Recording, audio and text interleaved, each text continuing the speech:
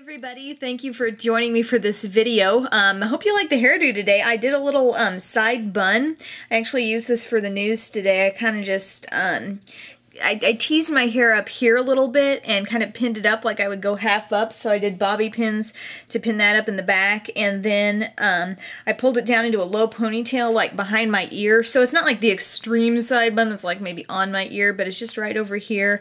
And then I teased the ponytail a little bit and kind of wrapped it around and secured it with some bobby pins. So I kind of like it. I think I might do it some more. You know, it's just a nice sleek look. So I might do a tutorial or something on that in the days to come. But this video is about the Maybelline SuperStay makeup, 24-hour makeup. And I must say, I wore this over the weekend for close to 24 hours. So I'm not really proud of that because I don't think you should be in makeup that long, but as you know, I do a morning newscast, and so when the makeup goes on at around 1:30 or 2 o'clock in the morning, you know, 24 hours later, I had gone to visit my sister, and I'd been traveling all throughout the afternoon, and then got there, and where I would normally, if I was going to be up later, you know, I might take a nap in the afternoon and then redo my makeup in the evening so it'd be fresh, you know, into the night, but didn't have that opportunity, so this definitely stayed on till it wasn't quite 24 hours, but it was close. So I really got a sense of how well this lasted, and basically just to introduce you to this product, it says Microflex Formula, Zero Transfer, 24-hour wear. My shade is Classic Beige. And I must say this shade works really well for me. It says withstands heat, sweat, and humidity, which was kind of hard for me to test since I wasn't sweating. And I mean, it's not summertime right now exactly, and the temperatures are quite a bit cooler where I am, so didn't really get to test that part of it. But it does say zero transfer, won't rub off. To sort of talk about that claim a little bit, when I had switched shirts and I had kind of brushed a little bit of the color on me, not intentionally, I wasn't trying to do that, but it did kind of serve as a test for this, and there was some makeup on there. Now, I don't know if that was bronzer, blush, highlighter, you know, like whatever else I had on top of the foundation.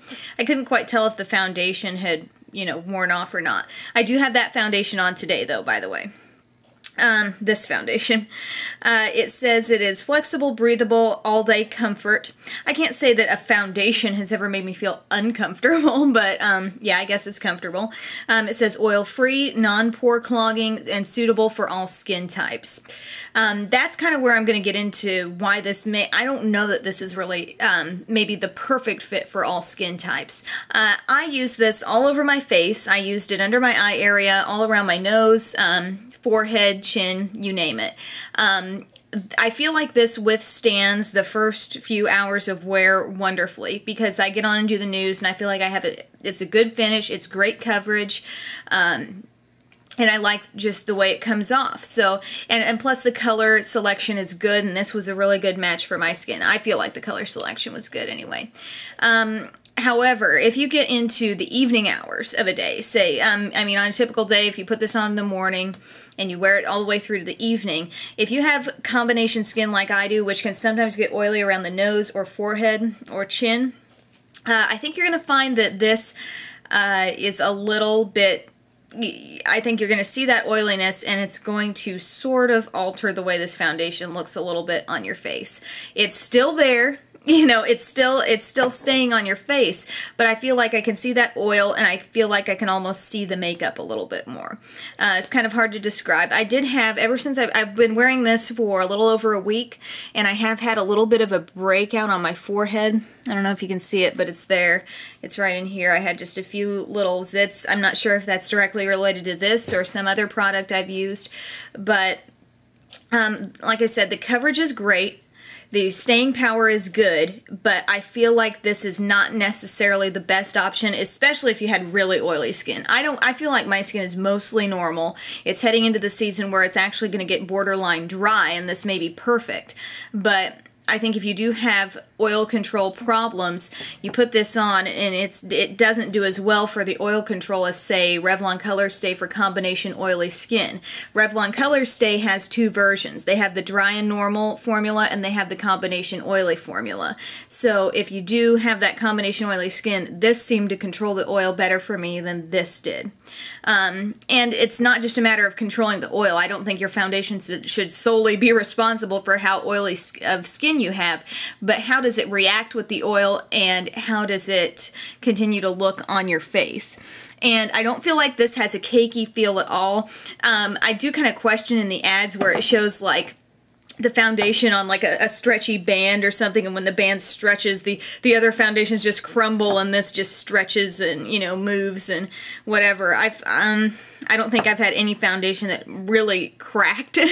I feel like I've been a big believer in drugstore long-wearing foundations, and I've had two great ones. I like Rimmel Lasting Finish. My shade is 200 Soft Beige, and Revlon Color Stay in the summer True Beige really worked well for me in the oily combination. The way these would all compare would be kind of like this in terms of skin type. This is what would probably be most dry skin friendly, the Maybelline SuperStay. Lasting Finish goes on, like this goes on really well too, by the way. It spreads very evenly. It does feel like it has a little extra moisture in it. This is another one of those that has moisture in it. It seems to withstand the day a little bit better if you have some oil problems. Withstands it, makes your makeup seem a little more like it's staying fresh longer than this. So the Lasting Finish is really good, even if you are a little oily, but ultimately, if you really have oil control problems, the Revlon Color Stay for combination oily skin, it doesn't spread on quite as creamy, but if you have oily skin, you don't want as much moisture in your makeup. So, this one is kind of like edging out on top still, Lasting Finish. I really, really love that. But I like all of these. I just think that they're slightly more suited to different skin types. And SuperStay makeup, should you try it for the 24-hour wear? I mean, did my face look bad after close to 24 hours? No, but it clearly was not as fresh as when I put it on. You know, the oil was starting to show through. It was starting to make the foundation look a slight bit broken down, maybe in certain areas like around my forehead and nose. And so, I mean, it's not a miracle worker, but it is good, and especially if you have dry skin, as we head into wintertime, I think this will be nice for a lot of skin types. So I would throw this into my little, you know, top 3 of drugstore long-wearing foundations, and hopefully if you get to check it out, maybe you can let me know in the comments section or shoot me a message and let me know how that ended up working for you. So thanks so much for tuning in for this video, guys, and have a great day.